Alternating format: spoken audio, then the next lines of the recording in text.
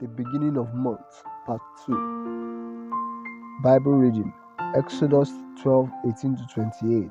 Exodus 12:18 to 28. In the first month, on the 14th day of the month at even, ye shall eat unleavened bread, until the 21st day of the month at even. 7 days shall there be no leaven found in your houses. For whosoever eateth that which is leavened, even that soul shall be cut off from the congregation of Israel, whether he be a stranger or born in the land. Ye shall eat nothing leavened. In all your habitation shall ye eat unleavened bread. Then Moses called for all the elders of Israel, and said unto them, Draw out, and take you a lamb according to your families, and kill the Passover. And ye shall take a bunch of hyssop, and dip it in the blood that is in the basin, and strike the lintel and the 2 side posts with the blood that is in the basin. And none of you shall go out at the door of his house until the morning, for the Lord will pass through to smite the Egyptians. And when he seeth the blood upon the lintel and on the 2 side posts, the Lord will pass over the door, and he will not suffer the destroyer to come in unto your houses to smite you. And ye shall observe this thing for an ordinance to thee and to thy sons forever. And it shall come to pass, when ye be come to the land which the Lord will give you, according as he hath promised, that ye shall keep this service. And it shall come to pass, when your children shall say unto you, What mean ye by this service? That ye shall say, It is the sacrifice of the Lord's Passover, who passed over the houses of the children of Israel in Egypt, when he smote the Egyptians and delivered our houses. And the people bowed the head and worshipped. And the children of Israel went away, and did as the Lord had commanded Moses and Aaron, so did they.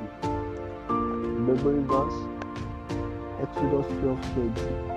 Exodus 12:20.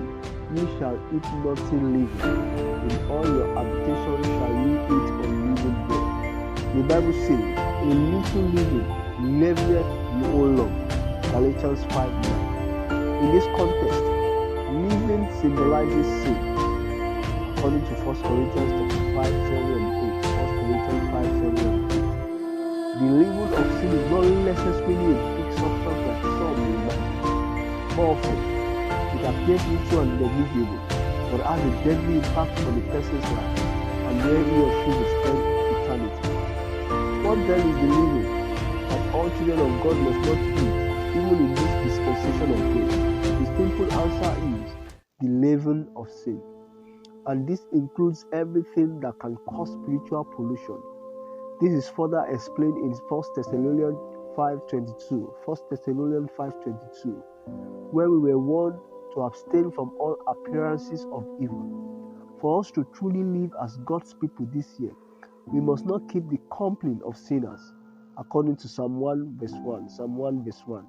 Some of us claim to be born again, but delight in the activities of sinners, and even encourage them to continue in sin, forgetting that the Bible says in Romans 1:32, who knowing the judgment of God, that they which commit such things are worthy of death, not only do the same, but have pleasure in them that do them. The story of a sparrow that kept the company of devouring ravens is a case in point.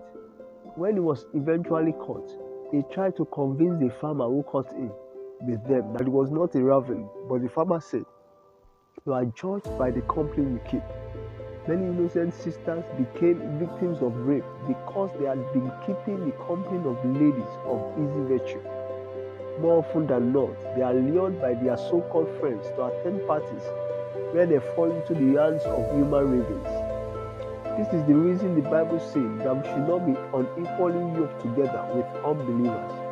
The Bible further admonishes in 2 Corinthians 6:17-18 thus, Wherefore come out from among them, and be ye separate, saith the Lord, and touch not the unclean thing, and I will receive you, and will be a father unto you, and ye shall be my sons and daughters, saith the Lord Almighty. Beloved, as we journey through 2022, beware of the leaven of the 21st century world.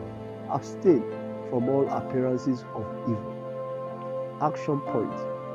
Watch the company we keep this year, even in church.